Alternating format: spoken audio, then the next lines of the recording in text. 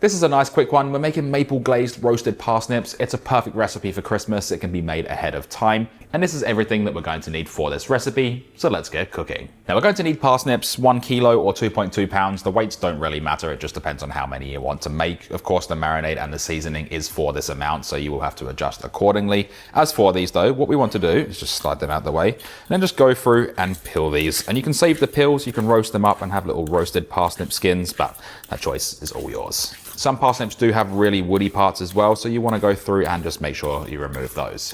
Now, once you have them peeled, we can go on to the next step, and they all come in different shapes and sizes. So with the bigger ones, what we want to do is just slice them directly in half, straight down the center. And then you can either leave them in half like so, or what I'm going to do is just slice these into quarters.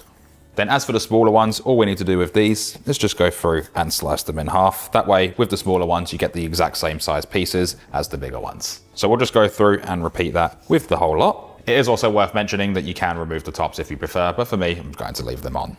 Now what we'll do is get the prepared parsnips into a nice large roasting tray, and then just spread them out so they're not all sitting on top of one another. Add 2 tablespoons of extra virgin olive oil, 2 tablespoons or 28 grams of unsalted butter that's been melted, and both of those are interchangeable. You can use one for the other. 2 tablespoons or 40 milliliters of maple syrup, and this is going to help them caramelize and get that really nice sweet flavor. Roughly 10 sprigs of thyme. I am going to save a little bit of this and chop it up and use it as a garnish for the end, but this adds a beautiful infusion to the parsnips. And then go through and season with a little bit of salt. For this one, I am using sea salt flakes, and of course, a little bit of cracked black pepper, 10 cracks worth.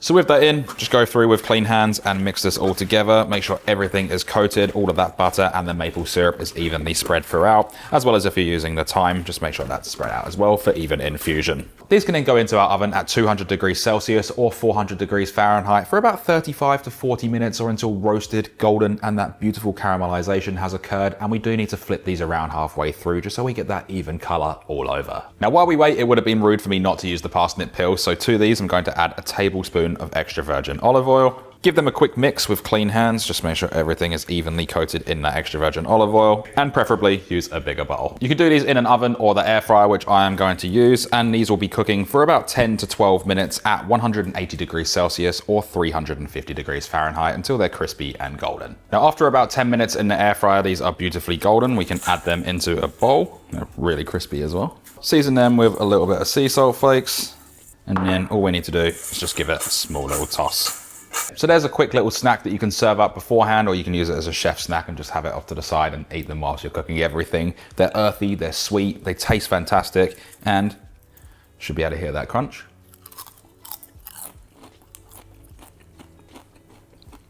Absolutely spot on.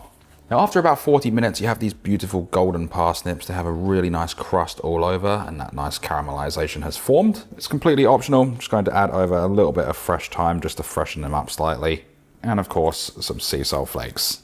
So with that done, we're left with these beautiful glass-like parsnips. They smell and look incredible. On the flat surface, it's beautifully caramelized, it's crunchy, so you get that nice bit of texture. And then on the other side, it's soft, but still has that slight bite because they're nice and al dente. There is only one thing left to do, and that is, of course, we can then dig in.